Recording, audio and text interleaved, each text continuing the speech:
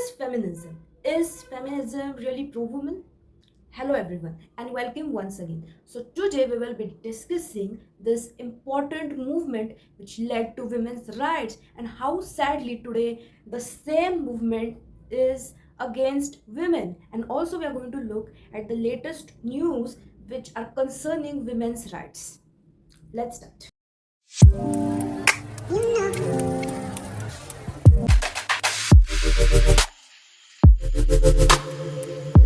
So, feminism basically means that to give women equal rights and equal dignity just the way men has. And this definition itself is a very good one. So, we will look at its history. So, before women weren't allowed to express themselves, to vote, or to work outside. And suffragists like Susan B. Anthony fought for it in the mid 18th century, and then they got the right to vote. Then slowly they started advocating for women in the workplace, in the public sphere, in politics, in expressing themselves against domestic violence, to prevent female feticide. Even in the East, we see people like Savitribai Phule started women's education, where women weren't even allowed to be educated. And also many reformers like in the whole world advocated for basic rights of women, like freedom to express herself, to work, to choose her destiny, and to inherit property, etc., which I think is a really good thing, because women have equal dignity, equal worth. Even biblically speaking, women have been given the rights. If we look through scripture and also the history, we see how women played important roles in war, in ministry, in homes, in businesses, etc. You can also see many women who supported Jesus's ministry. Like Ruth, who became the ancestor of Jesus, Esther, who saved the Jews, women like Tabitha and Priscilla, who supported the ministry of Paul, and Mary Magdalene, who supported Jesus' ministry, and Eve. So, yes, I am fully in favor of women's rights. I'm glad that I can vote, I can work outside, I can express myself, I can choose my desires, I can live independently. Now, we will look at the problems which feminism gave women. So, there were many waves of feminism. Currently, there is the fourth wave of feminism which focuses on intersectionality and black women, trans women, etc. We will look at that later. But during the 1960s, 70s, in the second wave of feminism, we see there was a radical feminist named Simone de Beauvoir who supported women's rights to work outside, to choose her destiny, etc. Though her messages mostly were positive, she demonized many things, many traditional values, even many other radical feminists. So now we will look at the pitfalls of feminism in detail. Firstly, feminism is anti-femininity. Now, what is femininity? It basically means the uniqueness of a woman from a man, like masculinity, contrast to masculinity. I have made many videos on it. So, feminists initially supported women's right to choose while still maintaining her femininity. But the radical feminists, since the second wave, they started demonizing femininity. Many people like Simone de Beauvoir, Sophie, etc., they started discouraging women to be stay-at-home moms, to reject the maternal instinct, to put off or not at all embrace motherhood and marriage.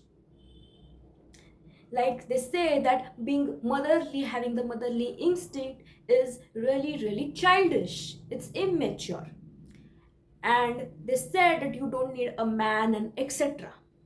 So yes, they promoted a toxic femininity based on witchcraft, based on anti-maleness, etc. And that's why feminism is in a way anti-femininity, because even the strongest career girl, boss girl, has the maternal instinct. It's her God-given maternal instinct which cannot be erased completely, and demonizing that is really anti-woman. Second, Feminism is anti-male. So these movies, this propaganda, this started selling out, especially in the West, that you don't need a man, you are independent, etc. While I agree that not everyone gets to be married, not everyone wants to marry, and that's okay.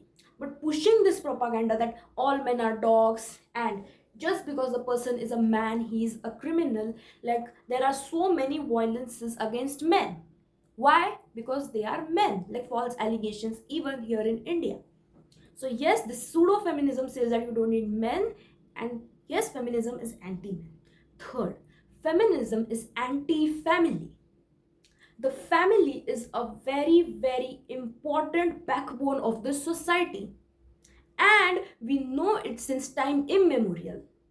If we look at the most successful communities in the West, in the India also, like Marwadi community or Sindhi community, we see how they are connected to their family, how they are connected to their faith.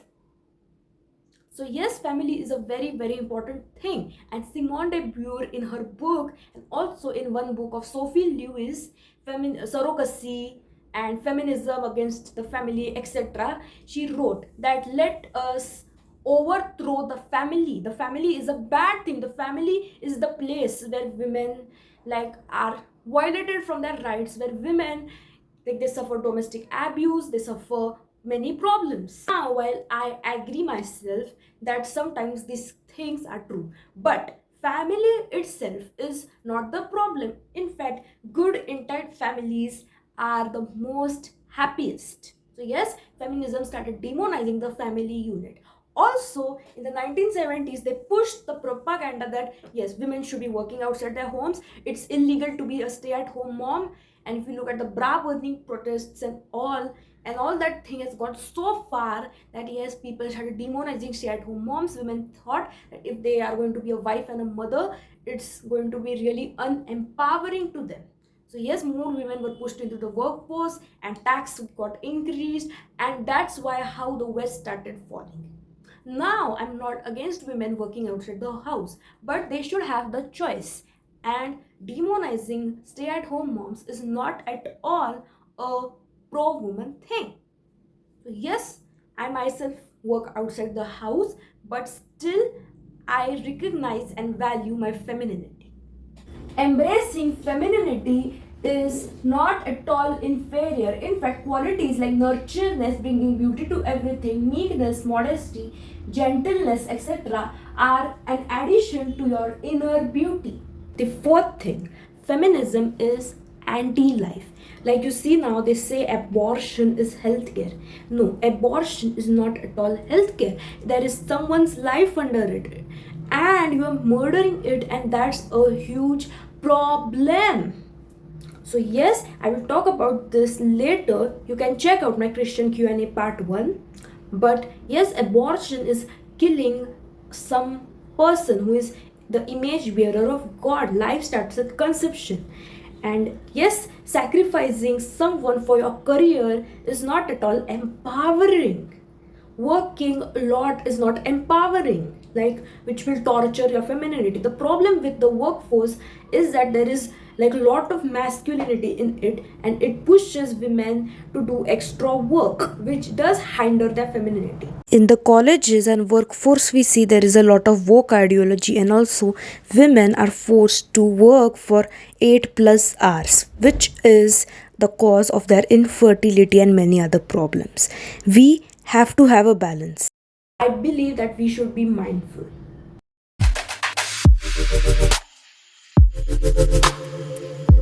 Now we will look at some news. Firstly, in Afghanistan, the Taliban banned women from expressing themselves in public, speaking in public, covering everything. They should cover everything, including the eyes and the hands. And also, like, girls should not go to school, and only up to a certain degree, no free mixing, etc. And this is a really bad thing. I believe that women should have the rights, basic rights, and every religion teaches it. And yes, this is a really heinous crime against women. They are advocating for trans women, men in women's sports. They are promoting woke ideologies, demonizing white people and men. And I believe that women should be dressing modestly. I believe women should be sober. I believe women should value motherhood and marriage. But this is really extreme. On the other hand, women in the US are shouting so badly. They are not at all, the feminists are not at all advocating for the rights of Afghan women. And I feel really, really bad for them. So yes, the women who have got freedom, they are like misusing this so much. They are being hoes, they are promoting hookup culture, etc. So feminism has also brought many problems like hookup culture, promiscuity, and abortions, and all sorts of vice, which is a really, really big problem. Now, about motherhood and marriage, I believe that those are very important things and they cannot be replaced by anyone else. But this does not mean that every woman should leave their careers off. If you have a balance, that's fine. Everyone has different seasons, so yes, you have to embrace that. Also, I've talked a lot about this, that you don't need to follow a particular trend, a particular way of life to be perfect, because you're not going to be perfect.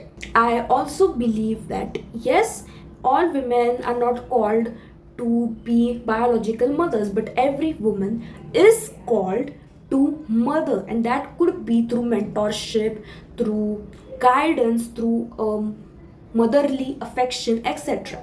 So yes, you can be an empowered woman while still embracing your femininity.